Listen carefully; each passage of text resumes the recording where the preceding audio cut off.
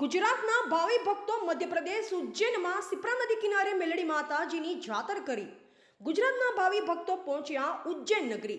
પ્રાપ્ત માહિતી અનુસાર ભક્તો ઠેર ઠેર ભગવાન માતાજીની પૂજા અર્ચના કરતા હોય છે. કોઈ પગપાળા તો કોઈ ગાડીઓ લઈ દર્શન કરવા જતા હોય છે. તેવી જ રીતે તારીખ 12/2/2024ના રોજ ગામ હરસોલના સંજયભાઈ જગદીશભાઈ માળી, સિતવડાના મયુરભાઈ ભુવાજી મા મેલડીની જાતર કરવા ઉજ્જૈન પહોંચ્યા હતા.